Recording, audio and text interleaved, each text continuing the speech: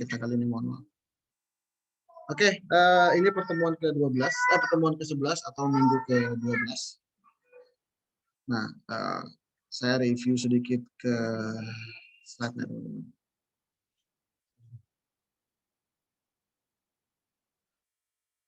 Nah, ini kita sekarang di sini, teman-teman ya, substantif test untuk audit siklus penerimaan. Sejujurnya, saya agak bingung nih ketika menyusun atau ya memikirkan apa yang ingin saya sampaikan ya, apa yang ingin kita bahas di minggu ke-12, 13 ini. Karena apa? Karena secara umum atau intinya sudah kita pelajari di sebelum tes, teman-teman. Kan kita udah belajar mengenai apa ya, contoh-contoh data yang penerimaan gitu ya. Teknik-tekniknya sudah diajarkan, sudah kita gunakan semua di sebelum tes.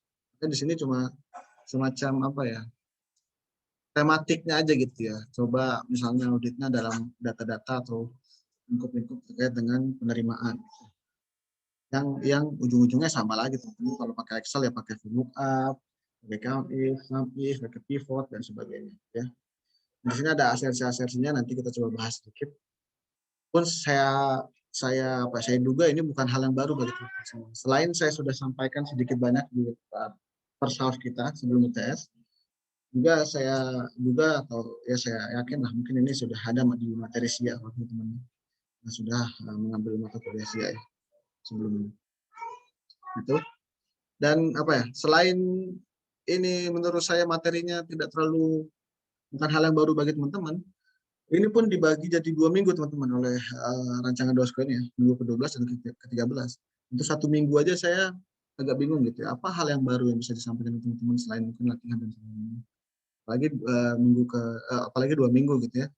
Nah, untuk itu saya rencanakan untuk yang minggu kedua mungkin kita akan lebih bereksperimen lagi dengan SQL-nya supaya teman-teman nanti bisa lebih familiar, lebih bisa menggunakan SQL-nya manakala nanti diujikan SQL-nya, jadi teman-teman bisa lebih. Seperti saya sampaikan, SQL ini saya harapkan dapat jadi apa ya, teman-teman bisa mempelajarinya secara tidak terlalu dadakan gitu ya, tapi dicicil sehingga nanti terbiasa. Oke, di sini adalah siklus penerimaan. Penerimaan ada apa di sini? Nah, ini adalah teorinya teman-teman.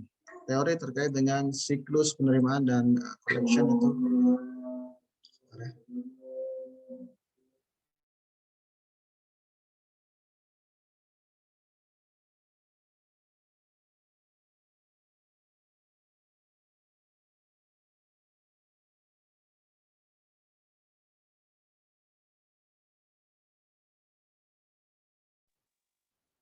Oke, ini adalah teorinya untuk siklus penerimaan dan collection maksudnya apa ya? Pencairan ini ya, account receivable gitu ya, sehingga dapat diterima penerimaannya gitu ya.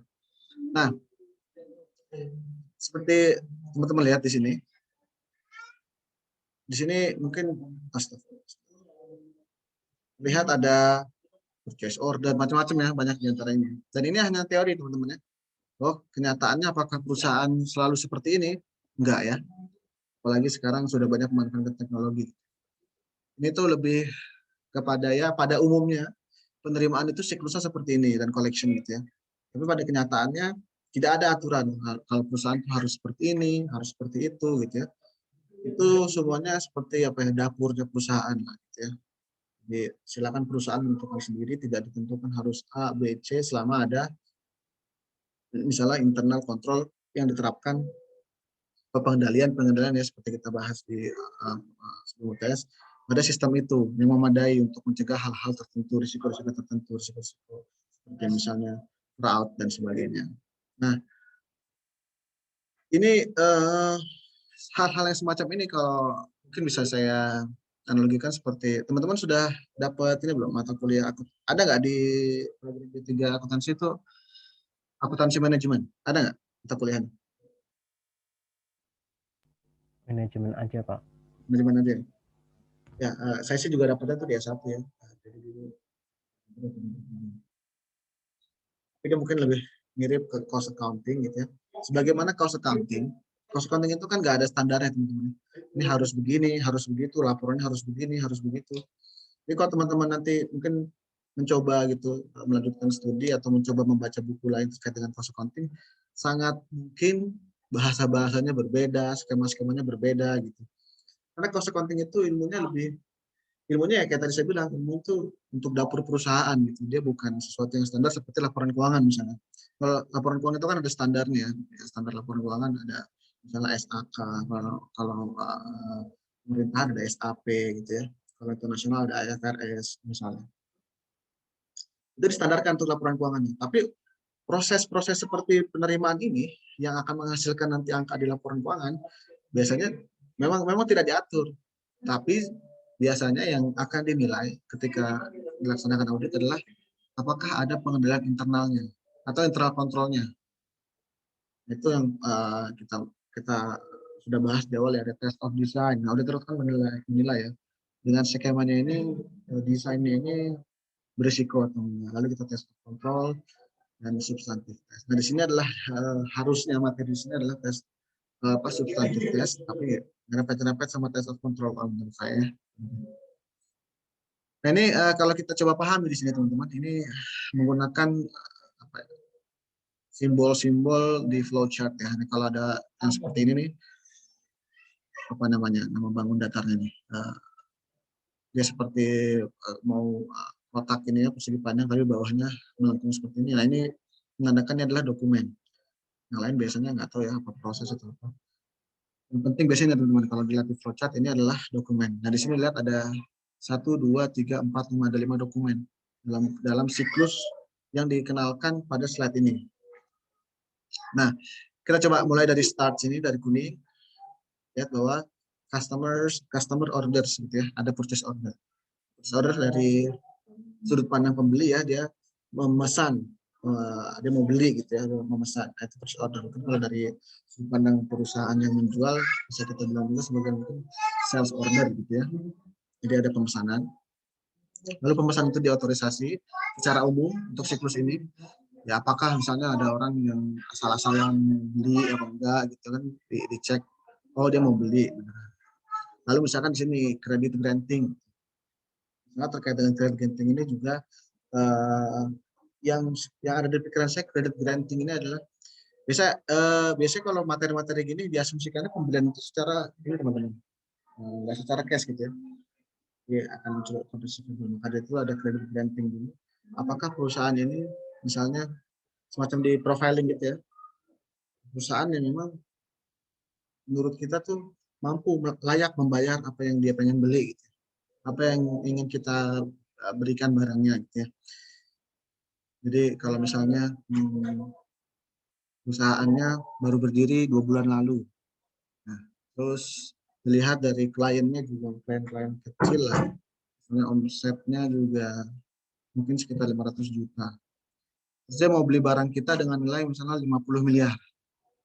Nah, itu kan bisa di apa ya, secara sederhana itu kita bisa bilang kelihatannya kalau dia mau ngutang 50 miliar ke kita nggak dikasih dan atau contoh lain perusahaan yang pada periode-periode sebelumnya ada masalah terkait dengan pembayaran piutangnya, beberapa kali jatuh tempo dan misalkan bunganya tidak dibayar secara penuh, sehingga mungkin dia menurunkan profilnya ketika dia ingin beli lagi barang kita dengan cara kredit, kita mungkin bisa apa, mohon maaf, kelihatannya kita nggak mau menjual barang kita ke Anda atau memberikan piutang kita ke Anda. Nah, itu contoh-contohnya teman-teman.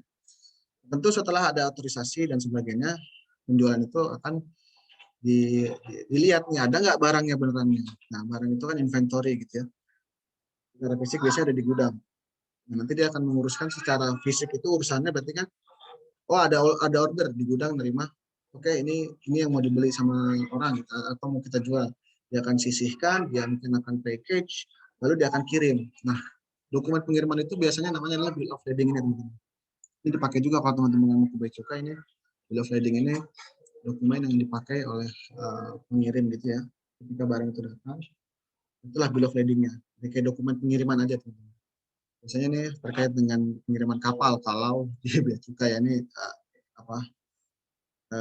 intermezzo sedikit. Kalau pesawat namanya airway bill, itu sama. Nah, secara fisik sudah dilihat, oke, lalu dikirim, lalu nanti muncul sales invoice. Jadi invoice-nya nih udah dikirim barangnya, Anda harus bayar sekian, gitu ya. Lalu nanti eh, pembeli itu bayar, lalu nanti ada bank reconciliation ini ya.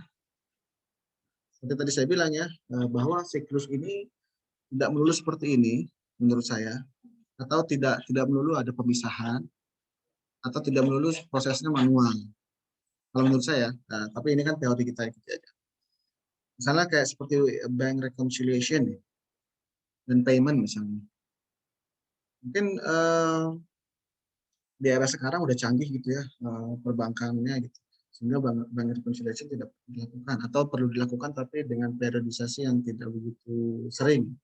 Atau dilakukan bank reconciliation tapi tidak secara nominalnya, cuma count-nya aja dan sebagainya gitu. Karena kan sekarang kalau contoh aja misalkan beli barang secara online gitu ya, itu kan bahkan harus ada bank statement dulu dari bank menyatakan bahwa ini sudah dibayar, baru barang itu bisa kita keluarkan gitu ya, baru keluar sales invoice-nya dan sebagainya misalnya.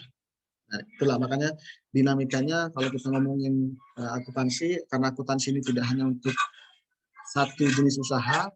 Kalau kita belajar khusus perusahaan dagang, perusahaan jasa. Dagang itu ya banyak banget jenis perdagangan ya.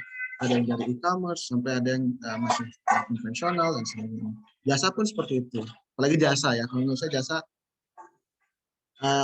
agak sulit untuk nanti deh. Mungkin kita akan bahas sedikit terkait dengan masalah-masalahnya atau ketika dari perusahaan jasa yang ada di revenue collection. Nah ini ya, pengakuan pendapatan teman-teman. Di sini ada 4. Ya, ini teoretis sekali ya. Nah, nanti mungkin kita bisa yang penting paham aja teman-teman, nggak perlu dihafal karena saya yakin sih di UAS nanti kita nggak akan seperti UAS ya gitu ya atau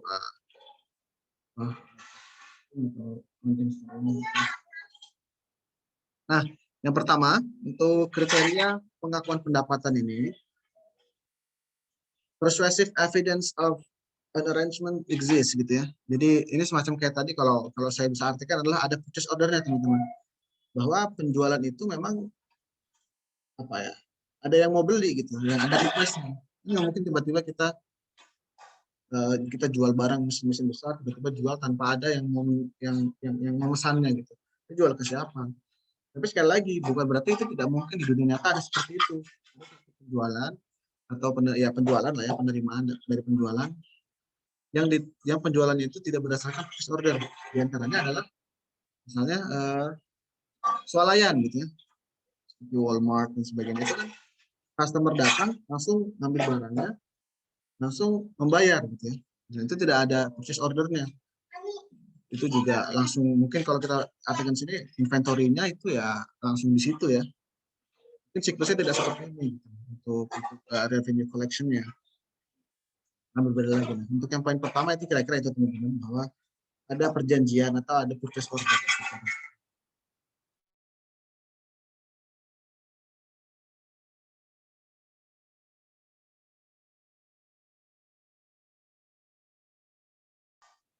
Oke, yang kedua adalah delivery has occurred ya teman-teman.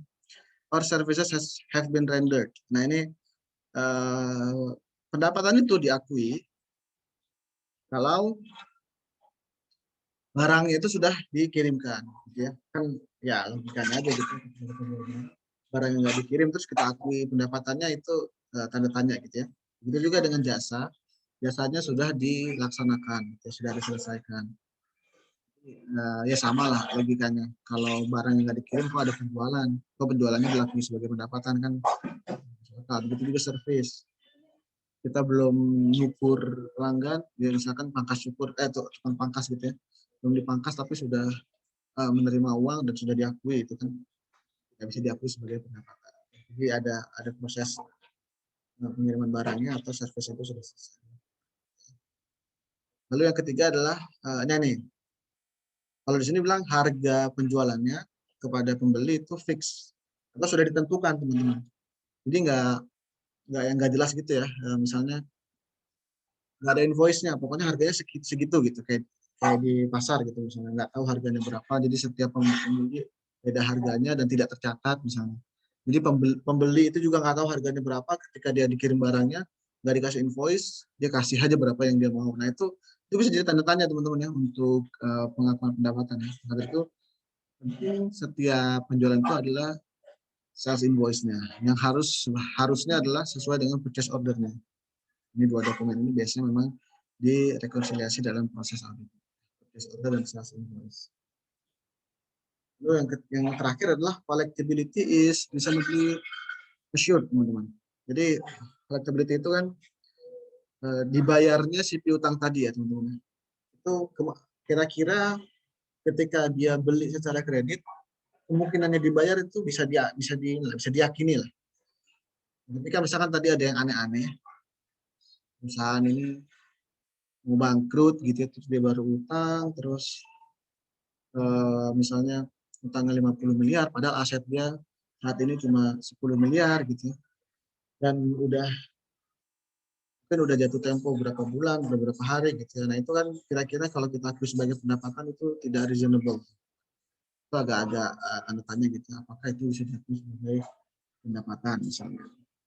Menurut teori ini, nah ini kan reasonably assured ini kan suatu hal yang kuantitatif ya, seperti judgment, itu tidak baku.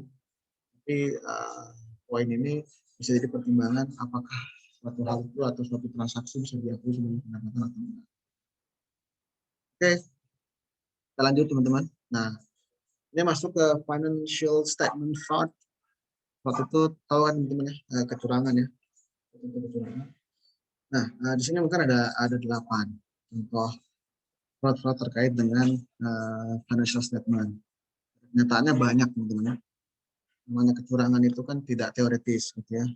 Fraud itu tidak teoritis. Orang bisa saja memetakan bahwa orang tuh bisa curang begini dan begitu. Tapi kenyataannya tentu yang curang akan bisa mengakali lagi sistem yang ada gitu ya. Nah, itu sini contoh aja. Contoh-contoh kecurangan di financial statement. Ada misalnya satu, early revenue recognition. Jadi pendapatannya seharusnya belum diakui sebagai pendapatan, dia sudah akui sebagai pendapatan. Mungkin dalam prinsip akuntansi atau akuntansi yang berbasis akrual ada mekanisme ini teman-teman. Tapi pengakuan itu juga tadi ada aja mungkin dia itu tidak reasonable. Jadi contoh kasus yang saya pikirkan ketika saya membaca ini nggak begitu jauh dari kita teman-teman, kasus mungkin teman-teman juga pernah membaca beberapa tahun lalu ya, kasus di Garuda ada pengakuan pendapatan gitu ya, di sekitar akhir tahun ada suatu transaksi yang nilainya luar biasa oleh perusahaan yang tidak begitu besar dan diakui seluruhnya sebagai pendapatan di tahun itu, padahal kontraknya masih berapa tahun lagi gitu ya. Secara akuntansi mungkin itu masih bisa aja menggunakan standar aktual gitu ya, tapi itu kelihatannya tidak reasonable. Lalu apakah itu fraud? Nah, ketika kita bilang itu fraud atau tidak, tentu tidak bisa semena-mena melakukan adjustment dengan data, misalkan seperti ini adalah fraud, tidak. Fraud itu dekat teman-teman erat dengan perkara pidana misalnya atau ethics gitu ya.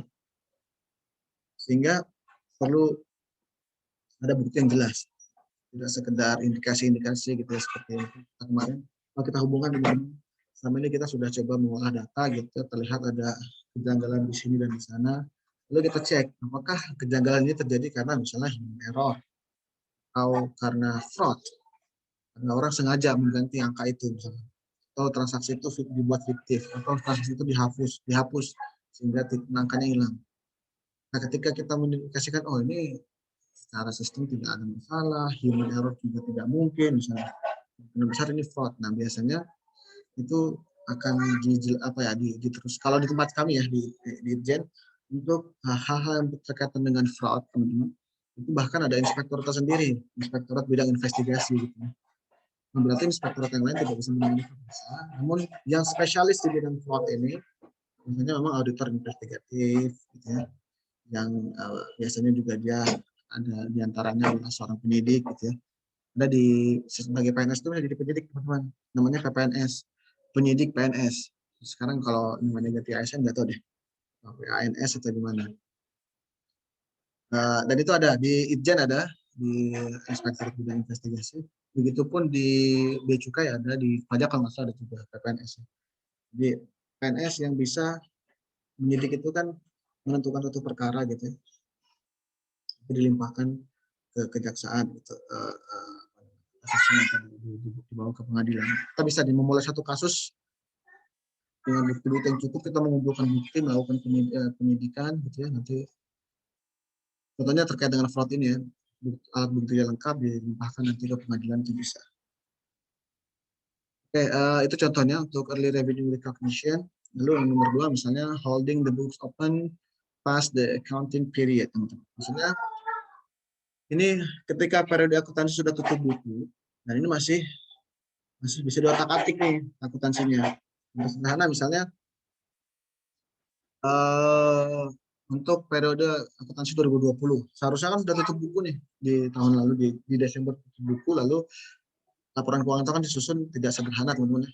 Bisa memakan waktu 1 bulan hingga 2 bulan gitu ya, sehingga mungkin baru selesai ya sekitar bulan Januari Februari masih menggodok tuh membuat laporan keuangan misalnya. Nah, kalau di periode-periode itu dia memanipulasi angka-angka atau transaksi baru atau menghapus transaksi yang sudah ada di tahun 2020, nah ini termasuk dalam fraud ini sebenarnya. Holding the books open past the accounting period. Jadi dia mengganti-ganti angkanya supaya kalau kita ujian supaya balance misalnya. Padahal periode ini sudah berlalu. Sehingga dia harus menghilangkan suatu transaksi atau suatu report atau ya memanipulasi angkanya setelah periode itu berlalu. Ini masalah. Dan sebagainya teman-teman ya, ini ada banyak contohnya. Tentu tadi balik lagi saya sampaikan tidak terbatas pada ini. Kami contohkan sedikit, kenapa kok fraud kok sukar untuk dibuat teorinya gitu kan. Sebenarnya dibuat teori ya sebagaimana inilah mungkin kasus kejahatan lain gitu ya teman-teman. Kasus pencurian motor aja misalnya. Dulu mungkin orang mencuri motor dengan cara seperti ini, lalu mungkin dibuat tadi pencegahannya, dibuat seperti ini kuncinya. Tapi tetap aja ada cara orang-orang itu untuk bisa mencuri motor. Atau saya tadi contohkan ke misalnya kelas tadi siang bahwa dalam metode pembelajaran PJJ misalnya, pembelajaran jarak jauh, itu kan mahasiswa dituntut untuk, jadi PJJ atau tidak PJJ kan mahasiswa dituntut untuk hadir di kelas misalnya. Karena wajib hadir di kelas. Okay? Dengan PJJ ini sulit membedakannya. Oh, untuk mencegah fraud misalnya, atau gini, ternyata ada mahasiswa yang masuk ke dalam Zoom gitu misalnya, lalu mematikan videonya, lalu dia asik aja gitu, dia nggak dengerin, atau dia sambil liburan, sambil di pantai gitu, sambil di kebun binatang, sambil di mall gitu. Lalu misalnya pihak sekretariat menyadari gitu, oh ada kasus kecurangan seperti ini, ada fraud seperti ini mahasiswa, dibuatlah satu kebijakan bahwa oh harus dinyalain kameranya misalnya, supaya ketahuan mahasiswa itu masuk ke kelas atau enggak gitu, menghadiri kelas secara aktif atau memperhatikan pelajaran atau tidak misalnya. Buatlah kebijakan itu. Lalu apakah kebijakan itu dengan menyalakan komputer apa ya, menjamin bahwa tidak ada yang fraud lagi gitu, sehingga ada orang yang tadi bisa sampai ke kebun binatang dan sebagainya. Ternyata enggak juga teman-teman ya. Ini kayak saya kasih contoh gini teman-teman. Biarpun begini, saya bisa tetap melakukan, biarpun disuruh minta nyalain kamera, saya bisa lakukan seperti ini nih.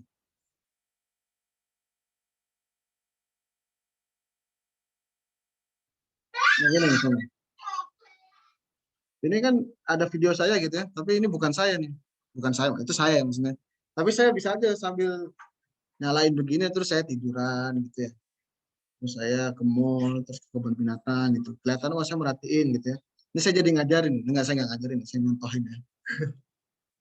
Ini bisa terjadi gitu ya, bahwa fraud itu memang atau kecurangan itu sukar untuk dipetakan atau dicegah secara sepenuhnya gitu. Karena biasanya saya kasih ini ya, bahasa ini, kelicikan itu memang biasanya kreatif teman-teman ya. Dan jangan dibilang saya nggak pernah melakukan ini, wah saya pernah. Khususnya di rapat-rapat yang saya nggak tahu kenapa harus hadir gitu ya. Padahal saya nggak diminta pendapatnya. Ini saya siapkan ya semacam ini, ada beberapa stop yang lain. Biar seragamnya nggak ini aja.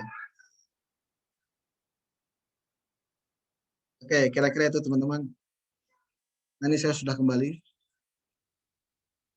Jadi itulah terkait dengan fraud. Jadi sejauh apa kita bisa mencegah, sejauh itu pula penjahat ada. Gitu ya. Makanya kalau saya intermezzo sedikit ke dunia security, security IT, security. Gitu. Saya tahun 2015 kayaknya ada sertifikasi security audit, security IT. Dibilang masalah keamanan IT itu adalah salah satu masalah bidang keamanan IT itu adalah salah satu bidang yang paling cepat perkembangannya. Kenapa? Karena penjahatnya juga banyak. Penjahatnya juga pinter-pinter dan kreatif-kreatif gitu. Sedangkan kita yang mau ngamanin ini kan harus lebih pintar, harus ada di penjahat gitu kan, sehingga tidak dijebol keamanannya, tidak dicuri datanya dan sebagainya. Itulah sedikit terkait dengan fraud dan kawan-kawannya. Oke, ini skema fraud. Nah, ini banyak lagi ya. Tentu skema apalagi? Skema ini kan lebih kepada kayak modus operandinya gitu ya. Seperti apa itu dilakukan gitu kan. Tentu ya banyak sekali contohnya gitu ya. Ini sejauh kita membaca ini paling menambah wawasan aja. Wah, ada kecurangan contohnya misalnya shipment of unfinished product gitu ya. Dia mengirimkan barang yang setengah jadi. Jadi misalnya barang yang jadi itu nilainya harganya 200. Tapi karena dia belum jadi, yang belum jadi itu nilainya katakanlah 100. Supaya dia buru-buru dapat pendapatan yang 200, dia kirim aja dulu deh yang barang setengah jadinya. Lalu diakui 200 pendapatannya. Padahal barang yang dia kirim itu nilainya 100 gitu ya. Itu contoh di antara fraud-fraud di bidang di situs penerimaan. Tentu ini banyak teman-teman ya. Ya, creation of fictitious invoice ya, invoice fiktif ya, itu banyak ya. Gampang dibayangkan gitu ya. Recording purchase order as completed sales, macam deh pokoknya. Ini baru di order, purchase-nya udah langsung dibilang complete sales-nya. Seolah-olah sales sudah terjadi padahal dia baru order. Banyak. Nah, secara umum fraud terkait atau manipulasi terkait dengan penerimaan ini saya petakan kurang lebih atau bukan kurang lebih. Secara umum ada dua teman-teman motivasinya. Dia ingin memperbesar laba atau ingin memperkecil laba. Kira-kira bisa kasih contoh nggak? Apa alasannya seseorang itu ingin memperbesar laba? Apa yang ingin dituju tujuan? Saya ada yang kasih pendapatnya. Kenapa perusahaan mau memperbesar laba dari yang sebenarnya? Kenapa coba? Untuk apa? Menarik investor, Pak. Ya betul ya. Siapa tadi? Mbak Winona ya? Iya. Betul ya. Itu yang paling umum teman-teman ya. Untuk menarik investor dan sebagainya gitu ya. Cuma investor bisa juga kalau dia pengen mau menerbitkan surat utang biar banyak yang beli misalnya, atau dia pengen utang gitu ya ke kredit ke bank. Jadi dia menunjukkan bahwa performance perusahaannya bagus, keuangannya sehat gitu ya, income stream-nya baik gitu ya. Jadi perusahaannya baik-baik saja sehingga dia bisa ngutang lagi, atau dia nerbitin surat utang, atau dia ingin jual sahamnya atau buka sahamnya berapa supaya nanti banyak yang beli dengan nilai yang tinggi valuasinya. Itulah yang utamanya biasanya. Nah, orang itu pengen memperbesar labanya. Nah, sebaliknya, teman-teman, apa cerita di balik perusahaan itu ingin memperkecil labanya? Ada yang bisa kasih contoh? Menurunkan pajak, Pak. Siapa ini tadi? Sarah, Pak. Sarah, ya, betul ya. Sangat tepat ya. Walaupun banyak motivasi lainnya, tapi itulah dua tadi yang utamanya. Memperbesar laba untuk seolah-olah menunjukkan performance yang baik, padahal mungkin tidak sebaik itu. Ada juga perusahaan yang ingin memperkecil labanya supaya pajaknya sedikit. Nah, namun begitu teman-teman, terkait dengan misalnya tadi penurunan laba, di sini mungkin kita bahas fraud, seolah-olah yang seperti itu selalu fraud, tapi enggak juga teman-teman. Seperti misalkan di teori pajak pun kita kenal dengan istilah tax avoidance dan tax evasion. Tax evasion sih masih boleh gitu. Ketika tax avoidance itu udah boleh. Cara menghindari pajak ada yang diperbolehkan, ada yang tidak diperbolehkan. Itu sangat sangat dependent, sangat bergantung sama regulasi yang berlaku. Kalau kita ngomongin contoh misalkan di Amerika, teman-teman. Ini kita intermezzo aja ya, supaya karena saya bilang materi teknisnya tidak ada tambahan sama sekali menurut saya. Jadi cerita aja. Nah ini di Amerika ada kasus, bukan ada kasus ya, ada satu filosofi makroekonomi. Nah ini untuk teman-teman yang tertarik dengan makroekonomi atau public policy. Di Amerika tuh bertahun-tahun banyak digaungkan terkait dengan teori trickle down economics. Trickle down economics itu apa ya? Secara artinya itu trickle down itu kayak netes ke bawah gitu ya. Jadi ekonomi yang menetes ke bawah. Maksudnya apa sih filosofi ini? Jadi yang kaya itu akan diberikan apa ya? Tidak dipungut pajak yang besar supaya uangnya itu akan netes ke bawah-bawahnya, ke level ke bawahnya, ke menengah sampai ke bawah gitu. Sampai nanti dia misalnya ketika uangnya banyak dia akan buat pabrik baru itu akan menciptakan satu lapangan pekerjaan. Nah, asumsinya seperti itu trickle down economics gitu ya, sehingga mungkin di administrasi yang lalu di Presiden Donald Trump itu kita banyak melihat atau banyak mendengar cerita bahwa di Amerika itu bahkan si Jeff Bezos itu yang orang kaya nomor 1 di dunia itu bayar pajaknya cuma sedikit. Kenapa kok bisa seperti itu gitu? Ya, karena memang itu tidak merupakan sesuatu yang diharamkan di sistem Amerika misalnya. Karena dia berpegang teguh misalnya saat itu pada filosofi itu trickle down economics, bahwa nggak apa-apa yang kaya itu tidak dipotong pajak, nanti uangnya akan secara organik menggerakkan ekonomi yang lain gitu, netes ke yang lain. Padahal secara akademis atau secara ya sudah dilakukan banyak penelitian, trickle down effect itu tidak terjadi gitu. Yang kaya memakin kaya gitu ya. 0.1% top riches itu makin kaya, pertumbuhannya sekian persen, tapi yang sekian persen paling miskin ya, atau yang garis bawah itu, the bottom of the pyramid, itu nggak tambah miskin. Bahkan salah satu penelitian menunjukkan tren yang negatif, tambah miskin gitu. Jadi Gini koefisiennya makin lebar, gitu, makin besar gitu ya. Namun apakah ketika perusahaan itu tadi menurunkan labanya, yang paling sering itu kasusnya teman-teman, mereka malah membeli properti. Jadi misalnya berinvestasi di properti. Jadi misalnya berdasarkan performanya di tahun ini kita dapat net profit 100 triliun atau 100 miliar ya, 100 miliar. Kalau kita ambil katakanlah rate pajak di Indonesia yang lalu kan 25%, berarti kita harus bayar pajak 25 miliar. Nah, daripada kita bayar 25 miliar, nggak ada manfaatnya langsung buat kita. Yang dia lakukan adalah misalnya membeli properti. Kita beli aja properti-properti lain. Beli apartemen, gedung di sini, gedung di sana, gedung di sini, supaya nanti bisa kita nambah aset dan apa namanya, net profitnya nggak jadi 100 miliar, malah nanti bisa jadi malah minus karena pembeliannya itu biasanya kredit gitu ya. Jadi pembelian asetnya 200 M malah dari net profitnya 100 M dengan cara kredit dan sebagainya. Sehingga dia tidak harus membayar pajak teman-teman di situ. Nah, kedengarannya mungkin seperti wah ini adalah suatu skema untuk menghindari pajak dengan menuruni pendapatan misalnya. Tapi hal tersebut tidak merupakan suatu fraud di negara Amerika di saat itu.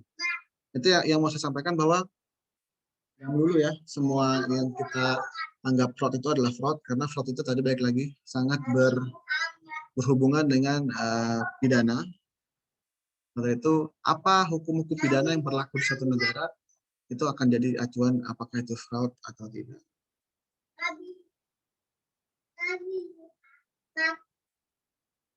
Oke, nah ini test of control-nya, prosedur audit untuk test of control di akuntansi, ya di laporan keuangan gitu.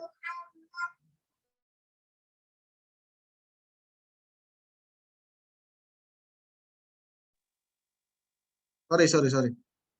Nah, di sini mungkin ada dua teman-teman arahnya atau pendekatannya untuk auditnya, untuk prosedur auditnya dalam audit laporan keuangan yang juga termasuk di siklus penerimaan ini. Yang pertama adalah tracing, yang kedua adalah vouching. Ada yang bisa kasih pencerahan nggak? Apa perbedaan antara tracing dan vouching?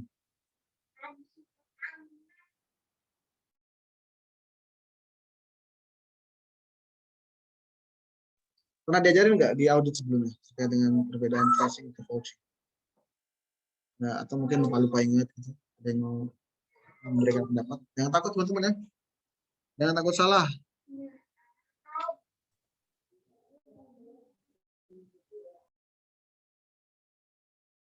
Silakan Mbak Sarah, tadi udah unmute.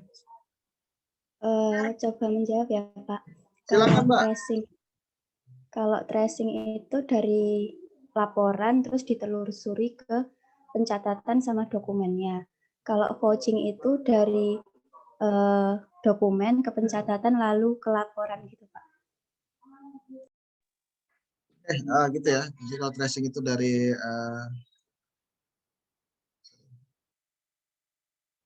ini ya, di sini ya dari dokumen-dokumennya gitu ya. Kalau sini kan shipping document, tentu ini nggak terbatas pada shipping document ya. Bisa kita malah yang saya sering lakukan bukan loginnya. Karena saya nggak melakukan laporan audit keuangan teman-teman. Audit laporan keuangan gitu ya. Nah, saya lebih ke audit internal dari proses bisnis.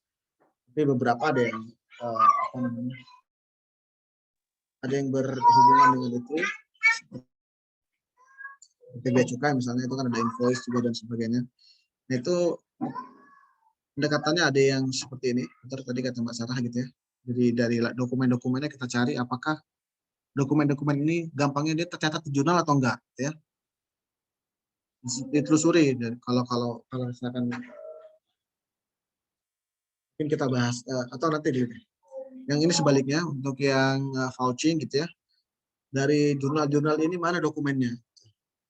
Itu kira-kira simpelnya seperti itu. Ini saya kasih gambaran yang dilakukan auditor misalnya ketika ingin membandingkan tadi ya antara purchase order dan sales invoice. Tadi kan seperti saya bilang itu dua dokumen yang sangat mudah untuk diperbandingkan, gitu ya. Atau dari sales invoice ke jurnalnya, sales invoice ke jurnal penerimaan atau jurnal penjualannya. Dia mau ngecek, oh berdasarkan jurnal penjualan dilihat ada di tahun berjalan ada misalnya 100 transaksi penjualan. Lalu kita lihat dokumen sales invoice-nya ada berapa. Bahwa ternyata ketika dilihat di bagian penjualan, di kantor seksi penjualan misalnya, di bindernya itu, di filenya, ada 110 sales invoice. Berarti kan ada selisih teman-teman ya. Oh di jurnal ada 100, tapi dokumen fisik sales invoice ada 110. Nah itu bisa nanti ditelusuri dengan cara yang mana nih? Mau di tracing atau mau di misalnya di vouching. Dicek misalnya apakah kalau di tracing misalnya, nih sales invoice nomor 1 di sini di jurnal mana? Ada. Selanjutnya 2 mana? Itu. Vouching mungkin sebaliknya. Jadi mana jurnal yang dilakukan nomor tanggal 1 Januari misalnya, ini invoice-nya mana? Dokumen fisiknya. Jadi kira-kira seperti itu ya, simplifikasinya teman-teman, terkait dengan perbedaan antara tracing dan vouching. Apakah ini tetap dilakukan Pak di laporan yang di audit yang non laporan keuangan? Filosofinya masih dilakukan ya. Kalau misalkan apalagi kita berangkat dari data teman-teman ya, kalau kita ini TABK ya pendekatannya. Saya lihat data-datanya, lalu nanti saya, oh ada yang masalah, saya mau balik mana dokumennya. Itu kan termasuk apa ya, ke dalam vouching juga gitu ya. Jadi datanya ini, lalu mana dokumennya. Data itu kan bentuknya nggak mesti jurnal ya. Jadi kan ini jurnal dalam hal di sini adalah perusahaan yang ada penjualannya dengan jurnal penjualan gitu lah intinya. Kalau perusahaan itu atau organisasi itu bukan terkait dengan penjualan, tapi filosofinya sama dari data yang ini adalah bukan jurnal gitu ya, macam-macam. Jadi kita cari mana dokumennya. Oh ya, pada kenyataannya teman-teman, seperti jurnal, buku besar dan sebagainya, itu jangan diharapkan data-datanya seperti yang kita tulis di kertas folio saat kuliah itu ya. Ini jurnal bentuknya ini kolom akun, ini kolom referensi, debit, kredit. Pada kenyataannya apalagi kita udah belajar TABK ini nggak seperti itu teman-teman ya. Mungkin ada yang seperti sistemnya, tapi sangat saya ragukan sistem dibangun dengan cara seperti itu ya, yang berbasis komputer ya. Pasti dia kebanyakan ya berbentuk tabel-tabel seperti tadi itu teman-teman. Kemarin ya kita belajar HDSQL gitu. Ada satu tabel isinya apa, tabel isinya apa, tabel isinya apa gitu. Itu bentuknya bukan yang seperti teman-teman tulis di kertas folio lalu dari jurnal lalu ke buku besar lalu ke enggak ya, itu cuma teori aja. Maka dari itu apa ya? Apa yang kita pelajari akuntansi itu di kampus sebenarnya tidak terlalu relevan di praktik di lapangan karena kayaknya udah hampir nggak ada ya praktek orang akuntansi itu jurnal lagi gitu pasti kayak debit, kredit, akun ini debit, akun ini kredit. Nggak ada lagi tuh, tinggal input aja. Bahkan sebagian besar inputnya sudah otomatis gitu ya. Misalnya dengan QR code langsung terjunal sendiri, gitu. Otomatis. Sama komputer teman-teman. Dulu saya waktu SMA kayaknya hal yang gimana banget gitu ya, apa sih akuntansi komputer itu sampai ada mata kuliahnya akuntansi komputer dengan Ayobi, dengan saya lupa nama-nama aplikasi. Udah kayak gimana banget, dan ternyata itu masih kuno banget di zamannya. Karena itu kalau kayak Ayobi kalau nggak salah sistem entry-nya masih kurang lebih ya sebenarnya kayak kita penjurnalan. Ini yang versi zaman saya SMA dulu ya. Bukan yang sekarang, saya nggak tahu, pasti udah canggih. Pada itu saya anggap apa yang dilakukan di kertas namun dilakukan itu udah canggih, padahal enggak ya, itu tidak efektif dan tidak efisien prakteknya di. Nah ini yang terakhir teman-teman, terkait dengan asersi. Jadi kalau teman-teman lihat di sini yang dibahas ada existence, occurrence, completeness, accuracy, cut off, agak nggak disebutkan semua di sini ya. Existence itu sama occurrence, tapi completeness kalau masalah itu nggak ada. Pokoknya di sini ada di sana ada 4, di sini ada 6. Nah, ini juga sebenarnya kan sudah sedikit saya singgung ya di sebelum UTS ya. Jadi asersi ini kan seperti keyakinan si manajemen ketika dia membuat laporan keuangan, dia harus meyakini bahwa laporan keuangan itu atas, misalnya dalam hal ini transaksi penjualannya benar-benar terjadi, occurrence itu kan terjadi gitu ya, keterjadian gitu ya, dan komplit, semua penjualan itu sudah dicatat misalnya, lalu terautorisasi, terus akurat nilainya, terus sesuai dengan periodisasinya, cut off-nya gitu kan, dan klasifikasinya sesuai dengan akun-akunnya misalnya. Tugas auditor yang menguji apakah benar-benar terjadi misalnya transaksinya, apakah benar-benar lengkap, jangan-jangan ada data yang nggak lengkap misalnya. Kayak tadi misalnya sales invoice ada 110, kok di jurnal ada 100. Ternyata yang 10 invoice itu nggak di jurnal misalnya. Itu kan berarti asersi kompletensinya tidak dipenuhi. Atau authorization, misalnya semua penjualan itu harus ada autorisasi. Katakanlah nilai penjualan yang di atas 100 juta harus ada approval dari pejabat A atau manajer A. Gitu. Nah, ini nggak ada misalnya. Nah, itulah salah satu apa ya yang dilakukan auditor dalam hal autorisasi. Mohon maaf sebentar teman-teman.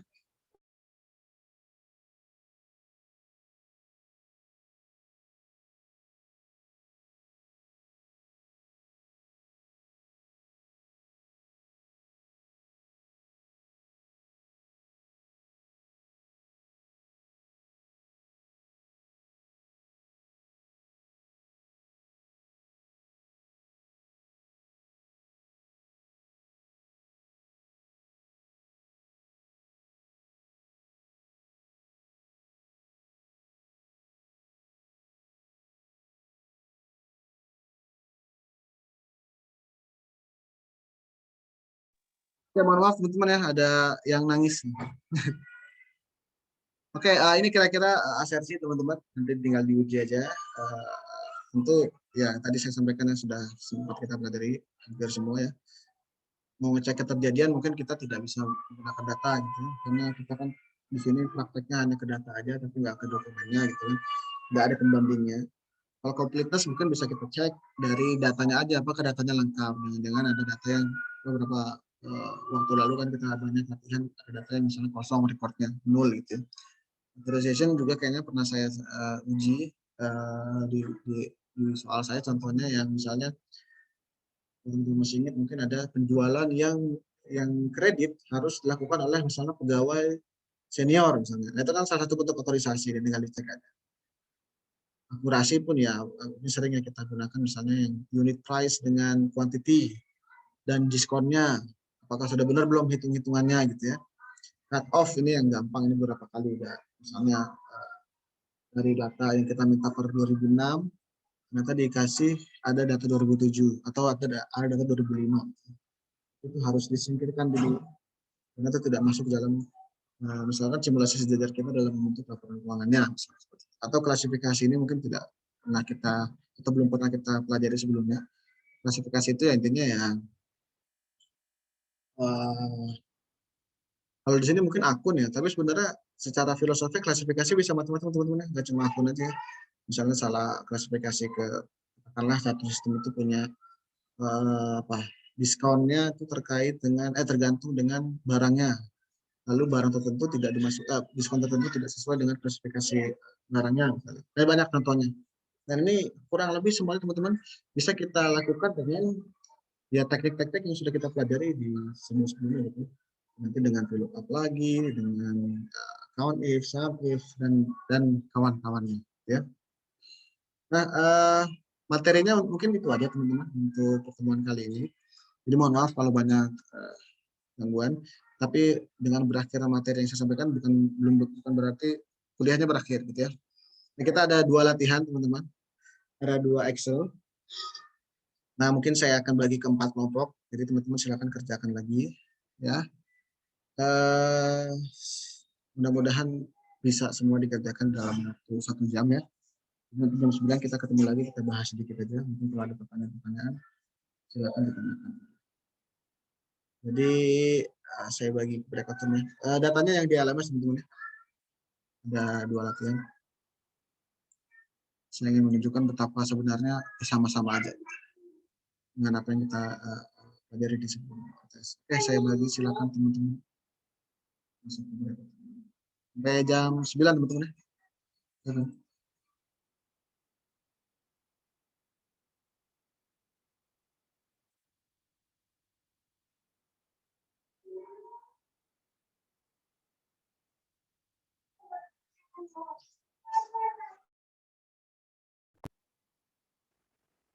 Oke, silakan teman-teman. Barangkali ada yang mau, saya lihat tadi ada ya.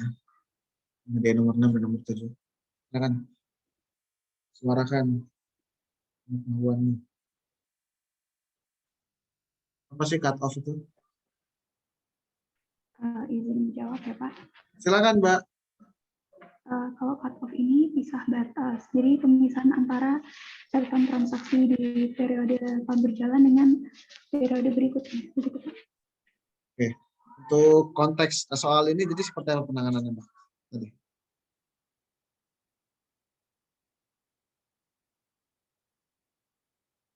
Jadi ya, kalau nggak salah ada tahun 2006 dan 2007 ya, bahkan ada yang 2005. Nah, memang di soalnya tidak dijelaskan secara eksplisit ya. Jadi ini yang dimaksud periode berapa nih datanya yang mau diaudit misalnya gitu ya. Tapi melihat dari misalnya mungkin datanya gitu ya, saya lihat kelihatannya harusnya 2006 gitu ya. Jadi yang 2007-2005 untuk hal ini kayaknya nggak perlu di-input, ya mungkin ditandai saja. Mungkin di luar periode datanya. Tapi balik lagi, ini perlu penjelasan sebenarnya. Jadi soal seperti ini kelihatannya memang kurang baik karena kan ada sekuensial ya antara delivery order dengan invoice gitu ya. Apakah yang di cut off invoice-nya atau yang di cut off delivery order-nya? Itu perlu konfirmasi atau klarifikasi. Nah, amannya mungkin ditandai aja kalau soal seperti ini, tandai aja di luar 2006. Gimana kira-kira Mas Aziz? Nomor 6-nya. Udah kebayang belum? Belum, Mbak. Belum. Oke. Iya. Ini kelihatan share-nya. Ya, Nah, gini. kelihatan, Pak. Nah, ini di filter aja nih. Kelihatan kan ada 2007, 2006, 2005 ya. Kalau dibuka seperti ini gini. Nah, 2007 cuma Januari sampai April. 2006 lengkap, Januari sampai Desember, 2005 sampai November Desember. Nah, kemungkinan itu kan berarti seharusnya datanya adalah 2006 aja, tapi ini nggak dipotong. Artinya bulan-bulan awal 2017 ikut ke sini, termasuk bulan-bulan akhir 2005 ikut ke sini gitu ya. Nah, kalau yang diminta adalah, ini kan soalnya nggak jelas ya, penjualan yang cut-off-nya salah gitu. Cut-off-nya itu maksudnya apa, berdasarkan apa gitu ya. Nah, kalau tidak ada penjelasan seperti ini, saya sih menjawabnya kan berarti cut-off-nya salah adalah yang data penjualan kan data invoice ya. Yang di luar 2006, nah berarti 2007 nih. ini harusnya nggak dimasukkan ke dalam data ini gitu ya. Jadi untuk menunjukkan anomalinya atau data yang tidak sesuai dengan cut-off-nya ya mungkin diselect aja seperti ini. Inilah semua adalah yang tidak sesuai cut-off-nya misalnya. Atau di copy dibuat mesin baru, terserah ya. Bagaimana apa namanya penunjukan anomalinya teman-teman. Atau seperti ini. Ini. Intinya ini mas, intinya data-data inilah yang tidak sesuai cut-off karena dia tahun 2017. Nah kan seharusnya periodenya adalah 2006. Harusnya gini aja datanya. Ya. Ya, Pak. Sudah paham, Pak. Oke, alhamdulillah sudah. Sekarang nomor 7, silakan teman-teman kalau ada yang mau volunteer untuk mengerjakan nomor 7, saya berikan screen kita semua ini untuk dicoba. Ada yang berani? Nomor 7?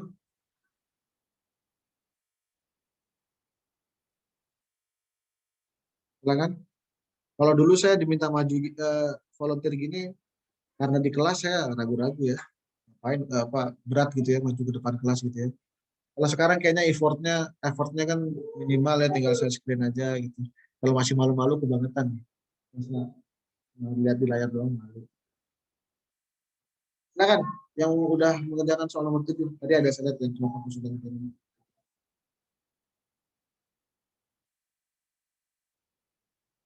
Ini banget. Mas, saya boleh, Pak? Ya, Mas. Masa saya kick Ini kayaknya ribet, Pak, ini, Pak. Nggak apa-apa, Mas. Nggak apa-apa. Silakan.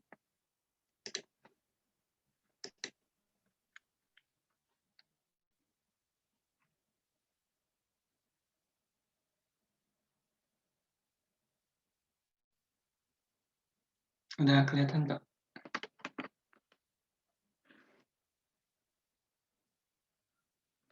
Belum. Sudah terlihat? Belum. Oh, belum. Saya di mute ini. Belum masih mungkin koneksi ya.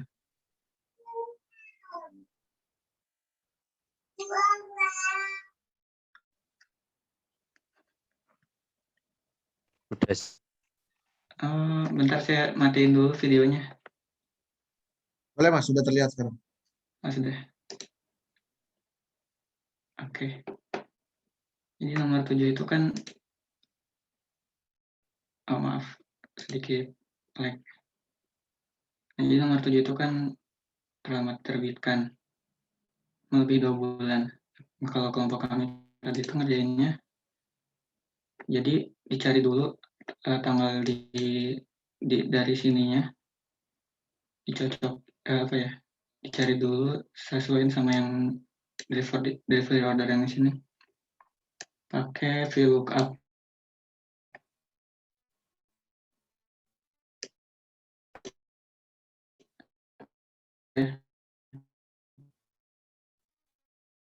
Nah, invoice-nya, tanggal yang invoice dikurangi sama yang ini, delivery order, terus ini tuh hasilnya 14 hari. Ini diubah ke number dulu ya. Ya kurang lebih gitu, terus ya ini asumsinya 2 bulannya 60 hari. Jadi kalau ada yang lebih berarti kayak gitu, Pak. Yang lebih berarti salah atau tidak valid. Oke, terima kasih Mas Dimas. Jadi gitu Mas Aziz, tapi mungkin koneksinya agak terputus-putus. Saya jelasin ulang ya, izin Mas Dimas ya. Mas Dimas J. Iya, Pak. Mas J itu nama ini ya, nama saudara ya. Ini saya screen ya. Invoice yang terlambat diterbitkan. Terlambat diterbitkan itu didefinisikan melebihi 2 bulan setelah pengiriman barang. Ya, jadi kalau baca dari nomor 7 ini, sehingga saya kebayang ada yang harus dibandingkan, yaitu tanggal invoice dan tanggal pengiriman barang, yaitu tanggal dari pre-order ini. Ya. Jadi seharusnya dari dia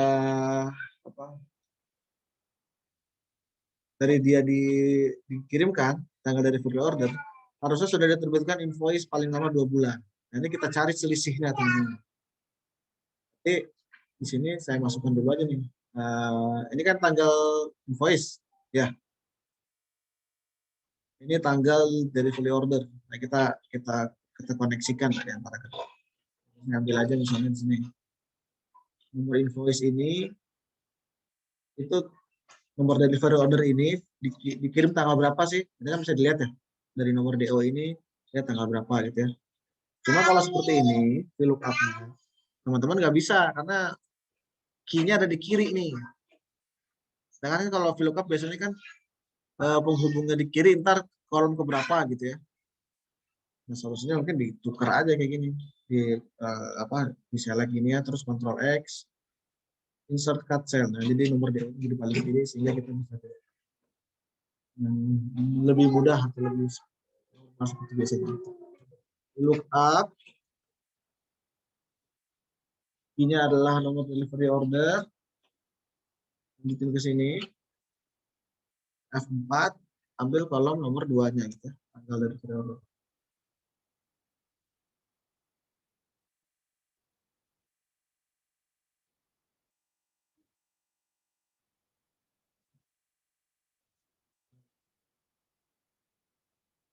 Ini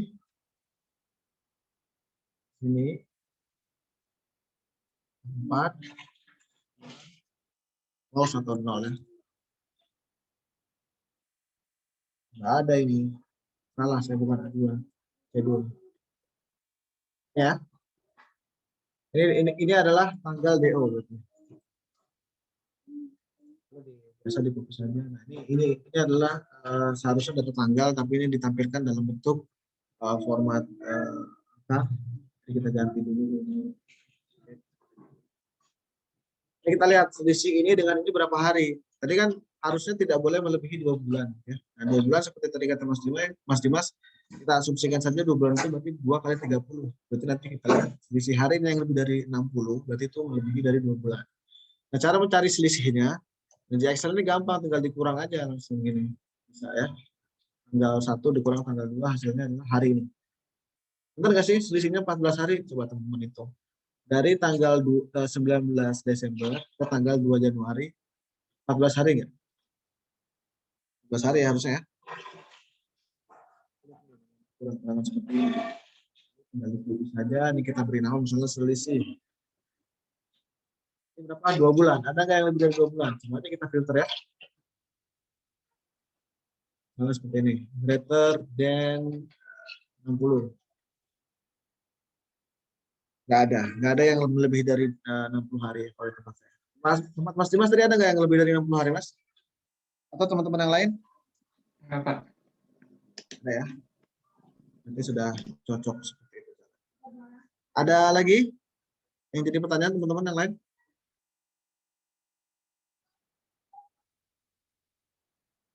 Nomor 8 kira-kira ada yang bisa nggak?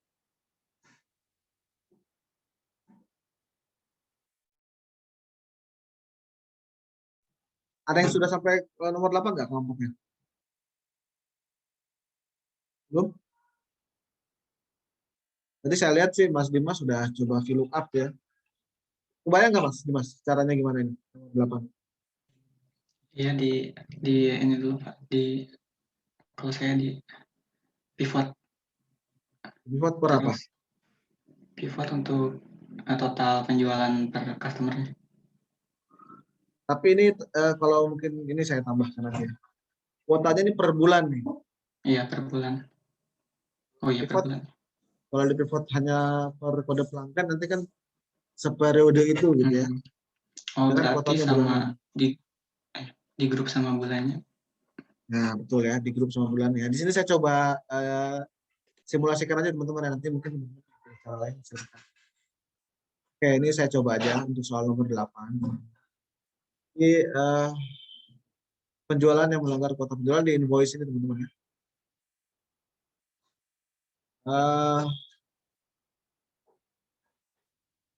Nah, ini kan bisa ketahuan ya, ini penjualan ini masing-masing itu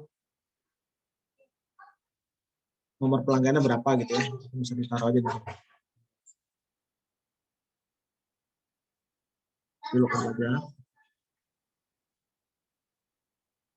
Ini lalu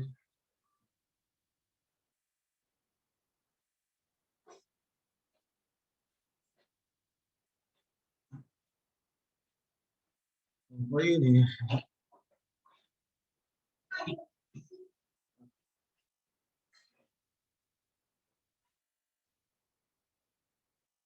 Ini kebetulan kan di invoice gak ada nomor pelangganan ya, saya look up aja biasanya. Lalu saya ambil lagi data bulan sama data tahun. Apa nanti saya kasih. Bulan itu pakai formula month saja ya, month ke tanggal invoice-nya.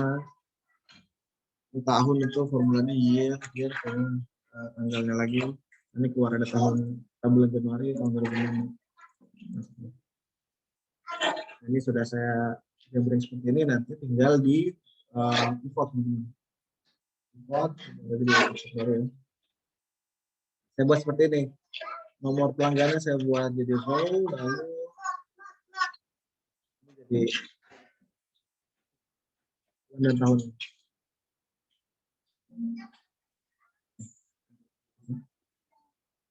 Lalu ini.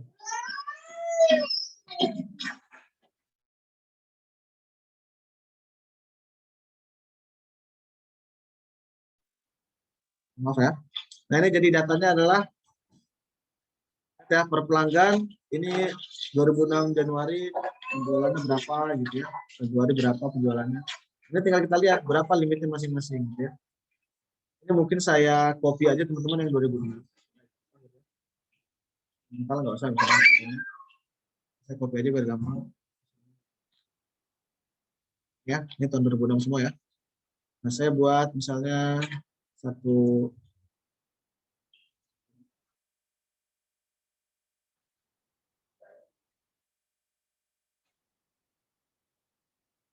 ini satu bulannya. Nah, ini satu kolom mau saya buat ini limitnya. Ya, ini Januari, Februari.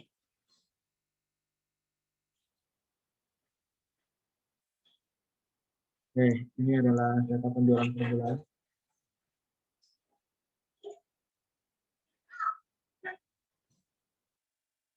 Ini ya. Ini saya mau buat limitnya misalnya. Limitnya dari mana? Limit bulanannya dari data sini ya, dari data pelanggan ya. Ini ada kan kuota penjualan bulanan. Ini saya buat kuota. Look up aja.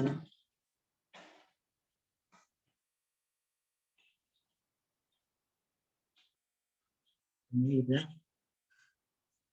4, 3. Nah ini adalah kuota bulanannya. Kalau udah seperti ini teman-teman tinggal bandingkan aja. Ada nggak dari mulai ini yang sudah di sini? Menggunakan masing-masing bisa atau dengan if misalnya. If kalau mau if misalnya di sini saya buat kolom check. Nah misalnya ini cara.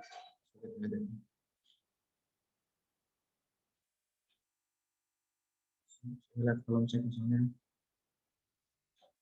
Ini harus lebih kecil dari kota ini gitu ya. Ini saya buat ini saya buat ini 3 kali. Terus berarti lebih kecil ya. Ini misalnya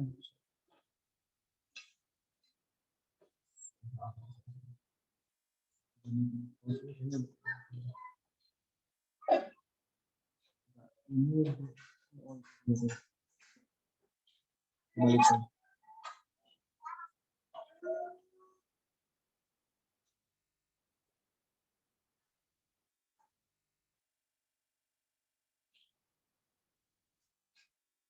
Gini teman-teman ya. Jadi apakah D1 ini lebih kecil dari D26 lebih kecil dari C26? Ya betul. 0 ya, 0 lebih kecil. Begitu juga dengan ini. D26 lebih kecil dari C26? Betul. Nah, berarti yang false adalah yang jadi anomali. Agustus ya, di bulan Agustus ini D004 ya. Nah, ini. D004. Ah.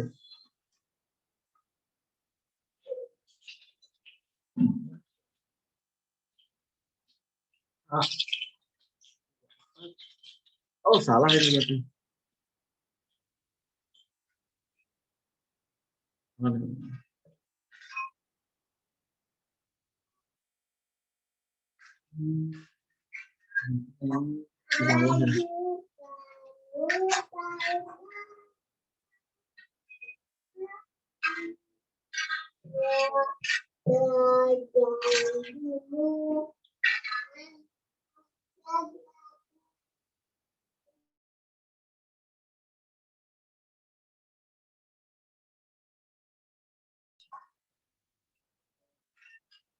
Ya, D6, C26. Betul. D27, C27, betul. Nah, ini D26. Nah, D26.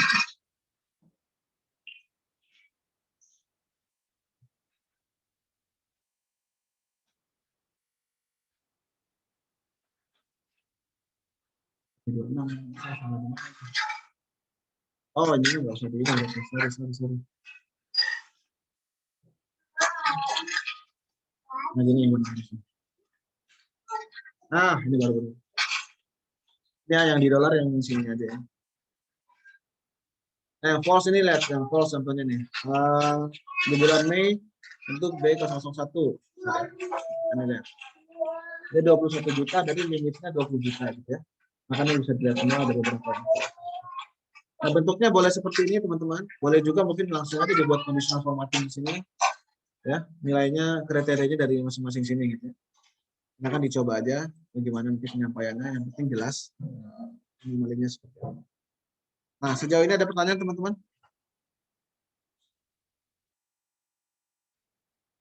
Bisa ya, soal nomor 8 ya. Oh ya, nanti tolong dikumpulkan per kelompok aja ke email saya, kirim aja pekerjaan yang tadi. Mana ada pertanyaan? Kalau nggak ada ya kita sudahi saja. Saya kasih info sedikit teman-teman. Ini sekitar 7 menit lagi gitu ya. Tadi dua latihan tadi, latihan 2 dan latihan 8 adalah latihan yang atau praktikum yang diberikan oleh Dosko untuk materi ini nih, siklus penjualan. Maaf ya, itu siklus penjualan. Nah, sedangkan kalau dilihat dari kurikulum tadi, siklus penjualan itu dibuat untuk 2 minggu nih, minggu ke-12 dan minggu ke-13 gitu ya. Sehingga menurut saya secara teknis sebenarnya teman-teman sudah memahami nih untuk soal-soal jenis yang tadi gitu ya. Kan ujung-ujungnya menggunakan VLOOKUP, pivot, count if, sum if dan sebagainya gitu ya. Sehingga menurut saya untuk penguasaan untuk Excel kayaknya sudah cukup. Tinggal mungkin nanti di minggu depan kita akan coba eksplorasi lagi terkait dengan SQL. Jadi mungkin disiapkan aja teman-teman untuk menghadapi minggu depan bagaimana mungkin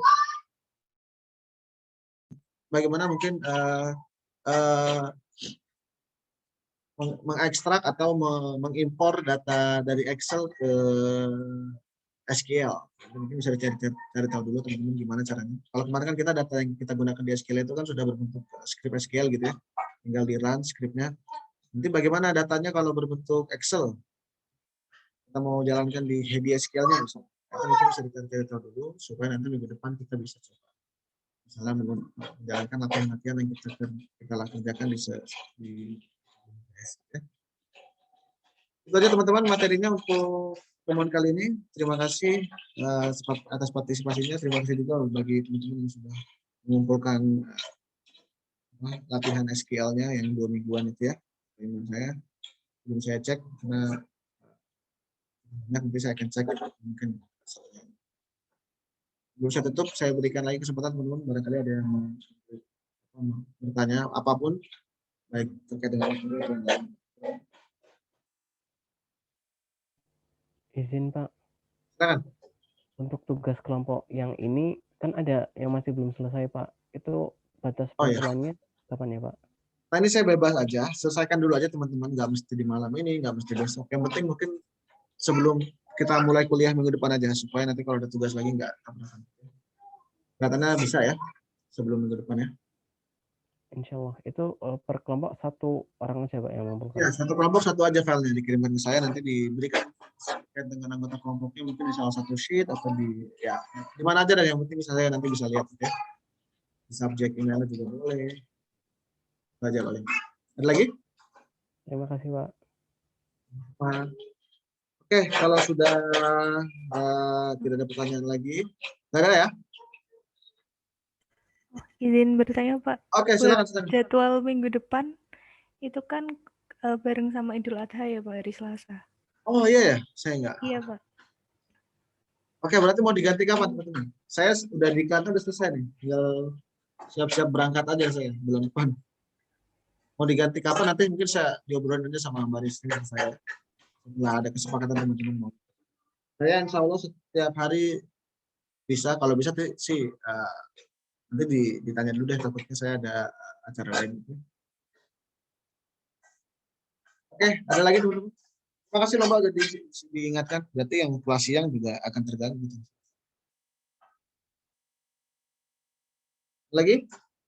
3 menit? Ada kosong hari Senin sama mungkin Jumat Pak. Senin atau Jumat? Oke, nanti kita WhatsApp aja Mbak ya. Oh iya Pak. Baik, Pak. Yang penting kan nggak sampai hari Jumat ya, untuk kita ganti jadwal. Ya. Masih ada waktu lah. Terima kasih Pak. Sama-sama. Lagi? Oke, kalau nggak ada teman-teman saya tutup aja ya. Saya sekali lagi mohon maaf nih hari ini mungkin hiruk pikuk di sekitar saya suara ya. Anak saya ada 2 nih lagi di sini nih. Jadi mohon maaf kalau mengganggu pembelajaran teman-teman. Mudah-mudahan masih bisa berkonsentrasi, masih bisa mengerjakan tugasnya dan masih bisa menerima ilmunya. Akhir kata saya ucapkan terima kasih. Assalamualaikum warahmatullahi wabarakatuh. Waalaikumsalam. Terima kasih Pak. Terima kasih. Terima kasih, Pak. Terima kasih Pak. Terima kasih Pak. Sama-sama.